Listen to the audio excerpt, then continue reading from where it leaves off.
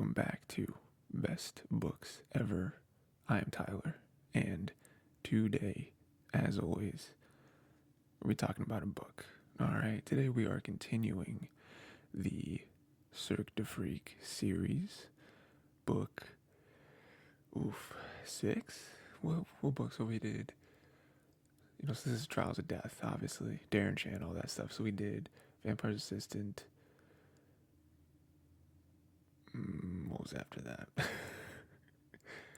Vampire's Assistant, and then we did, Living Nightmare, then Vampire's Assistant, then Tunnels of Blood, then Vampire Mountain, and now Trials of Death, so book 5, right? I believe. Yeah, this is the Trials. I don't know that I have too much to say on this book, because I feel like the majority of it is obviously focusing on the trials, and while that takes up the majority of the story, I don't think that the trials are particularly important. I think that it's more so the outcome of the trials and then what happens afterwards, which might be kind of easy to say. I feel like you can say that about any book, right? Like, the ending to the book is important. Like, yeah, but I felt the trials themselves were cool. We had the aquatic maze, which was nice. He almost drowned or whatever, having to get through the maze and the water. That was very exciting. We had the Path of Needles, which was maybe a little less exciting, but still fun. And then we had the boar battle, which again, the ending is important, which we'll talk about in a second. But again, even during it, it's like, okay, he's fighting a couple boars. We kind of saw something similar to this when he was fighting the bear. So again, even though this is called the Trials of Death, I feel like the trials themselves, like in the moment, are the least impactful parts of the story. Like going forward, like I feel like the trials are not going to hold any weight to anything at all that's going forward in the next 6-7 books of this story. So that's why this book is mostly action, which there's not really much to talk about when it comes to just straight up action sequences. But what is important then? Like I said, the end. The end is always important. So we have Darren letting the river take him. I think one fun aspect to this scene is that more and more, as we see more and more of Darren as, the books progress, I think we see him becoming more and more of a vampire. Obviously, we have the physical aspects, which is like his look, and then, getting through the second book and him finally being, decent with drinking blood, which he needs to do. I think it's also the mindset as well, which in the very, very beginning, again, like first book or two, questioning everything. He still has a very questionable mind, which is good. He's young, right? That's what it's the moment, it's the time period in which you're supposed to ask a lot of questions so that you learn things about the world. But I think now he's becoming more and more accepting of the vampire ways. Maybe doesn't agree with all of them, which is why people like Kurda think he is very important. Even like the princes and stuff, the generals, like people who are high up, like to someone who's been around for decades, for hundreds of years, the questions he's asking doesn't make any sense. And it would be like, why are you asking this? Why, this is disrespectful or whatever. But they respect him in those moments because, like, no, he should be questioning things. He should be, it's the only way that he gets information. It's the only way that he's able to understand for himself. Even more so than us just kind of telling him what to do or telling him this is how it is or reciting the history, anything like that. So I think this moment is a perfect encapsulation of where he's at with his beliefs, where the human part of him probably would have gotten taken by Kurt and been like, thought about it for a few seconds and been like, okay, I should get taken from it because at least then I can live to see another day and maybe somehow I can escape him or somehow get back to the vampires, warn them, tell them what happened between Kurt and Gavner, which we'll get to in a second. But the vampire part of him was like, I am not risking being captured by them. That is disgraceful. Um, I'm not going to try to be like brainwashed or anything like that into what Kurda believes into his grand plan. So I'm just going to accept death, you know? Because in this moment I can possibly make things better, or I can maybe make things a little bit worse, and I'm going to accept death. So what this means for the future of the series, as we know, these books are not releasing currently. These books are all out, so we know there's 7 more books. Again, this is kind of what we were predicting last book as well, where it's like, I guess it's possible that Darren could die during the trials, which he didn't, but chances are slim given how many more books there are, and if they were going to just like switch protagonists, which they could, we could start looking at Crepsley as the main character. I think that would be really fun.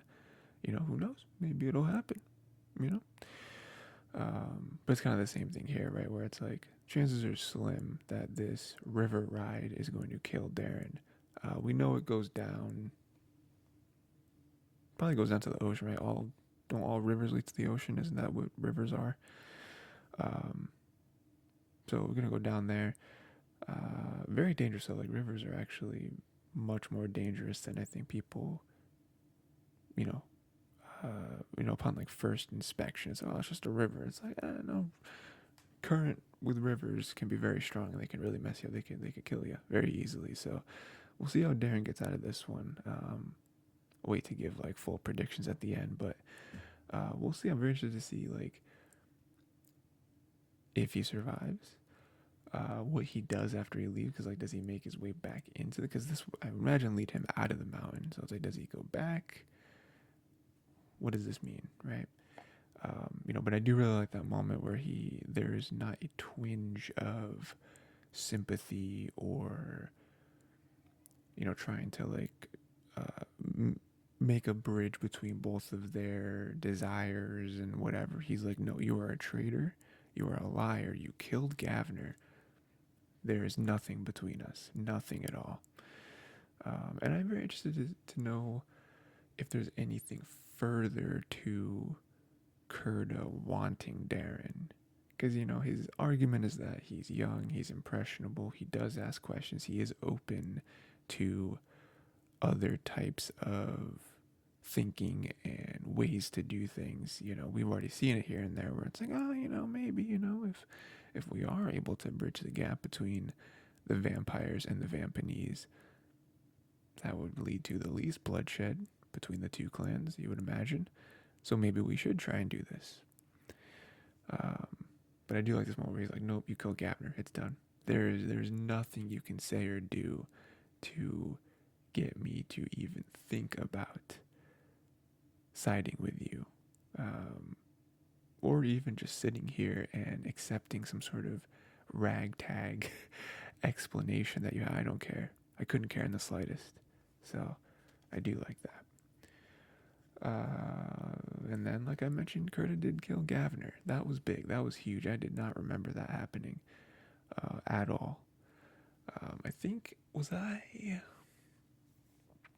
don't remember if I talked about this or if I was just thinking about it when I was reading, but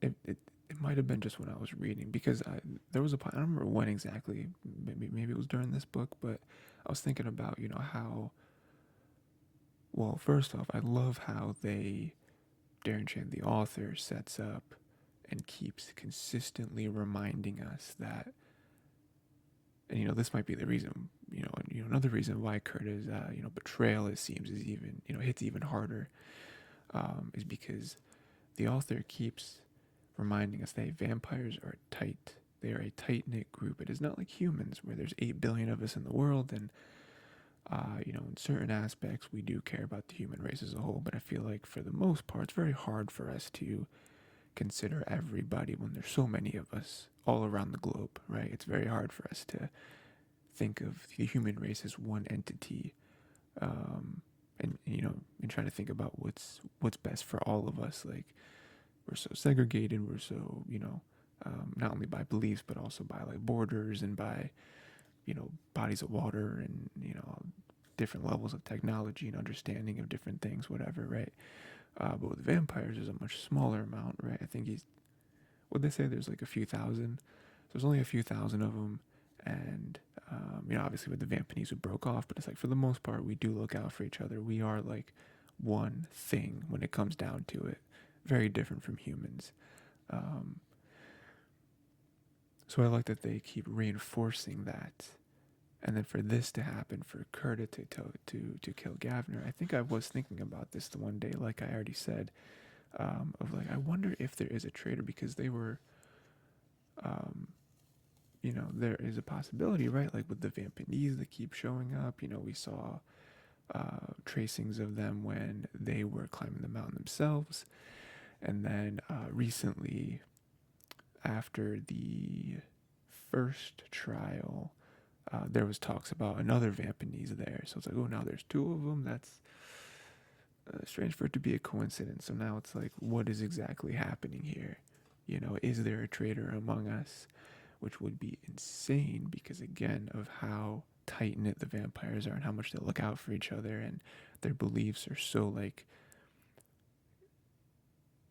they stand on like honor, and so I think that makes this moment hit 10 times harder than it already does. Gavner dying is unfortunate. He was a pretty highly respected general. Obviously with us, he was a friend, and he was siding with Crepsley and Darren, so him being gone is definitely unfortunate, but I think that this is definitely the start. Us going into book 6, which is going to be The Vampire Prince. We're assuming that's going to be named after Kurda, but we'll talk more about that in a moment. This is a turning point for a lot. I don't know. I guess I shouldn't talk. I should just wait till the end. But huge moment. Very sad, very sudden. And we're almost as confused as Darren is in this moment. We're just like, why is this? How could these events transpire? Doesn't make any sense. What else do we have? Another big moment, Harkat interrupting the trial. That's huge. You're not allowed to do that. That's what kind of spurred on what happened in the end of the book, right? With him failing the trial, them arguing over if they're able to let him retake it. Interruption is a failure. You did fail to complete the trial technically, and it's not looking like there's any sort of thing that's even close to a precedent for a situation like this in order to help.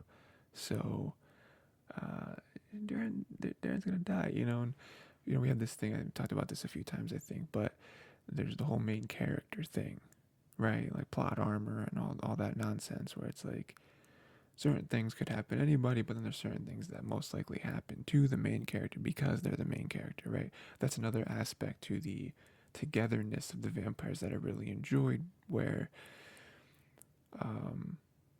Darren asked, what was his name? Like Vampez or something. The dude that was like training him for all the trials. He asked him, he was like, are you like this with all the newcomers? Trying to be very helpful, trying to, figure things out. And he says, yes. I think him saying no could have also worked because of Darren being the main character and it being like, well, you're a child, so we're trying to pitch in and we're trying to, this has never happened before, so there are some exceptions that are being made, not only official exceptions, but also just personal exceptions, right? Me stepping in is, could be viewed as one of them, but him saying no and being like, no, we look out for each other, we take care of each other, we don't want to see any of us die or fail or anything like that. I did really enjoy that. So fast forwarding again to the moment of Harkat stepping in, it's like that just goes against everything they stand for, and it is interesting to see any sort of repercussions of that, because Crepsley did stop them and be like, that was Mr. Tiny's messenger, you're really gonna punish him, you're gonna kill him, you sure that's a good idea? Also this like bond that is already kind of here, but seems to be growing and strengthening between Harkat and Darren is very interesting. Um, I mean, especially given what Harkat said, that he believes he remembers that Mr. Tiny said about sticking with Darren, and that's how you'll find out who you are or whatever. Um, I think that's interesting. I think the little people in this book are one of the more fascinating aspects to it. Of like, there's so many questions of like, it just leads to so much, because it even leads to Mr. Tiny of like, what is he truly capable of? Who is he really? And then him having little people and each one of them having like a mission of some sort, um, being crafted for a specific purpose. Signing a like soul contract. And now we have Harkat, who seems to be venturing further and further away from what we typically understand the little people are or do or say, crazily enough, right? Like no one has ever heard a little person speak, and all of a sudden one does. Um, yeah, I thought that was a very, very fun time. Um, yeah, I don't really have much else. I mean, like I said, the ending. I mean, we'll get into predictions, which I think will be the real cherry on top to all of this. But other than actual meat of the book, I have two more things. One more I thought was fun. Mr. Crepsley was seriously considering taking over for Seba when he retires from being the quartermaster. That's fun. Seba seems that, Seba's been around for a long, long time. Longer than almost any vampire, I believe, other than Paris. I think might be the only one that's older than him. Um, Not a glamorous job, and he's like, after this time, I think I've run my course at this, at this position, and Crepsley taking it, I think, is great. Crepsley clearly doesn't, he's not a spring chicken anymore, so he doesn't do all the stuff that the other ones, other younger vampires do. He's not vying for general or prince, anything like that. So I think this would be a good fit for him, and the repercussions of that, like what happened to Darren, what happens to Harkat. Um, I think ultimately, if Crepsley did take the position, I think that Darren would stick around with him, at least until he graduates from the assistant role. I don't think he'd really want to be there. I think it would suck for him to be cooped up so much, even not being able to see any of the Cirque again. It's like, kind of, and then even being able to experience anything. I mean, clearly there were fun times had when he was able to, little bit here and there when he was able to go out and about. I mean, he met Debbie, right, which ended in an unfortunate way, but those were very unusual circumstances. Like if the Vampanese thing wasn't there, which I guess if Merlot wasn't there, then they would have never traveled to that city. So it's like a domino effect type thing. But if magically we could wipe away the whole Vampanese thing, and he was just able to meet her and hang out with her for some time without that crazy threat, would have been great. So, I'm sure things like that is, thoughts that rattle around in his head of like, I would miss out on stuff like that, even if it almost never happens, because he's a vampire, and it's tough to associate with humans. But yeah. And now we'll see if that's probably not even a thing anymore. I don't even know if Crepsley, Darren, I'm sure Crepsley would probably be the first person to go and search for Darren, I imagine. But one more thing. Guardians of the Blood. Wanted to make a note of that just because I thought it was interesting.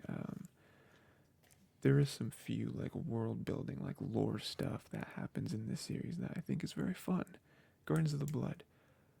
Maybe fun would be the wrong word to describe them, but I don't remember these guys from my previous read of this book. I don't remember the Guardians of the Blood, but them being these like creatures sort of that take care of the dead vampires.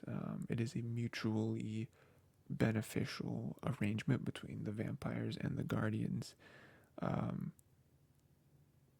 Obviously, them as an idea is very fun. Like them,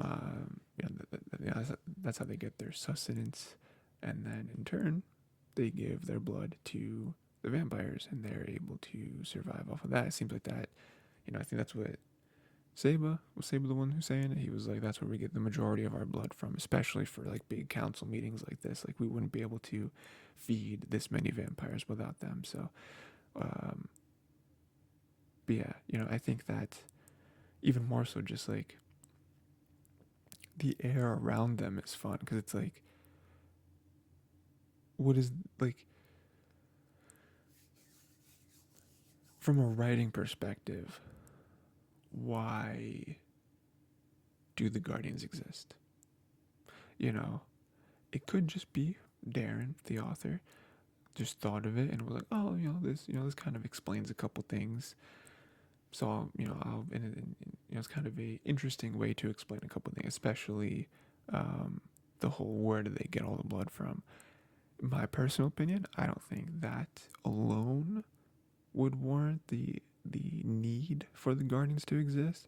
I don't think that anyone reading this would be real caught up on the fact that it's like, hey, but hold on, where do they get all their blood from? I think that it's just, the last explanation was, I think Kurda or something. When Darren was asking, he was just like, oh, we get it from very generous donors, and then he winked or whatever. And I feel like that would just be the end of it for the majority of readers, where they're like, this isn't something that we're getting hung up on. This isn't something that we care about enough of, like the logistics of where all the blood comes from to feed hundreds of vampires at a time, thousands even, whatever. So I wonder if there is more to them. I wonder if there is even more of a backstory to them that we'll learn later, or more of a use to them, more of, maybe they do get involved in this war somehow, or something like that. So, something to keep an eye out on. Or maybe it strictly was just a fun idea that Darren thought of to plug up that hole of where does the blood come from, and they're nothing more than that, which I'm fine with. I just think there is the possibility that there's more to it. But yeah, that's the book. Like I said, not much to talk about because the majority of it was the trials, and like, I don't want to just rehash the trials. Like, they happened, right? The maze was cool. We got the needles. We got the fire. Fire sucked. Obviously, that traumatized Darren. Probably gonna be not too keen on starting any campfires in the woods anytime soon, I imagine. But yeah, this is definitely one where it's like very entertaining throughout, but the ending is monumental, and we'll get into that right now. The ending, predictions. What does this mean for the future of the next book and the future of the series? Well, let's see. What do I want to say first? I think that lots of places this can go. One, let's just look immediately at Darren. Again, these books sometimes start off like right after, and some of them have time skips, so it's possible we'll see a time skip here. Obviously, Darren has to survive. We're not even the halfway point, right? Like, I'm pretty sure this is book 5 that we're reading right now, unless I'm off. But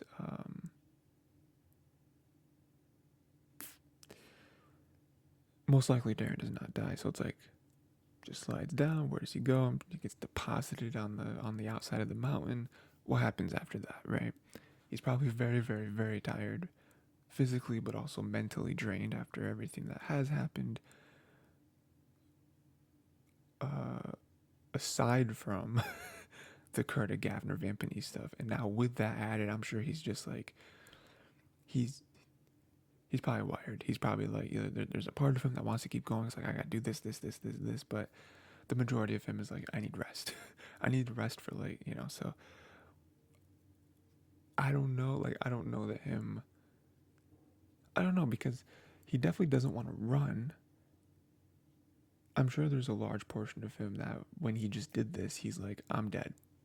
Like, I'm out. Like, I am, so I wonder I wonder if he'll try to go back up the mountain and warn everybody, and or maybe it doesn't deposit you outside. Maybe it, maybe there is a way for him to get back. I don't know.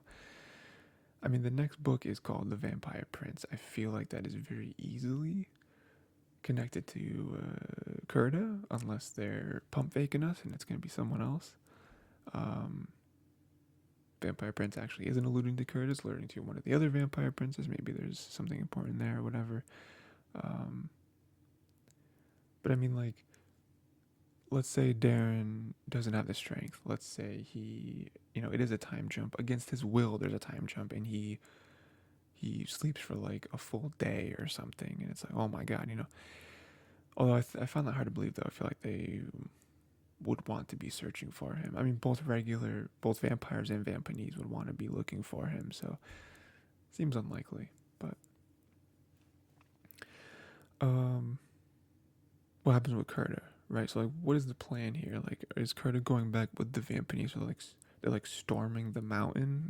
Like, are they forcing negotiations on them? Are they going to be killing some? Are they going to be killing the princess in their sleep or something like that? What exactly is Kurda's plan? Because he didn't say what his plan was. Not once. He didn't do the classic movie villain thing where he has a 5-minute monologue talking about his backstory and how that plays into his like evil schemes, right? Which he doesn't view as evil. But then again, no villain ever. Most villains don't think they're the bad guy. They think what they're doing is correct and just. Yeah, I mean, there has to be some searching, right? Like, Darren is gone. Gavner is dead, so he's gone. So it's like, what's happening here? Harkat's the only one who knows. Harkat, I feel like, won't say anything for a bit, but once Darren and Gavner do not show up, because Gavner saw Harkat, so like Harkat, I feel like he's gonna say. I mean, especially if Mr. Krebsley hounds him on, he's like, "What happened?" But again, the variable is Kurda and the Vampanese. Like, are they like immediately going to the princess and be like, "Yo, here's what's gonna happen"? Is he like seizing control, or what is the energy coming from Kurda right now? Because it's not looking good. Him killing Gavner does not put him in a good spot with the readers.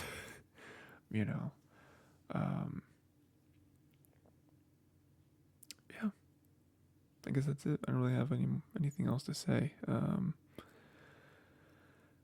If Darren does decide to leave and he decides that there's nothing he can do here, I guess he'll go find the Cirque. I don't really know where else he would go. I don't know how he would find it though, because I don't think him and Mr. Tall have a connection, right? Like, we never established that. Unless he can find Everest somehow, maybe. I don't know. I feel like the only thing, I mean, besides him just stumbling around, like, again, I feel like he would have to go back to the mountain. So, we will see. That was Trials of Death. Next week, we are going to be reading The Vampire Prince, the next book, I believe book 6. So, very exciting. We're getting, just about halfway through the series. It's rolling, rocking and rolling along. Yeah, let me know what you thought of that book. Any predictions for the next book? Yeah, it's gonna be a good time halfway through. I feel like this is where we're still gonna see some setup for some, for some things, but I feel like this is where, like, this book is really like, boom, boom, boom. Like, we are getting to some payoffs and some monumental tide shifts. So, yeah, that is it. Till next time, read the entire next book, Vampire Prince, and we'll talk about it. We'll see if Darren lives and what he does, and if the Vampanese perform a a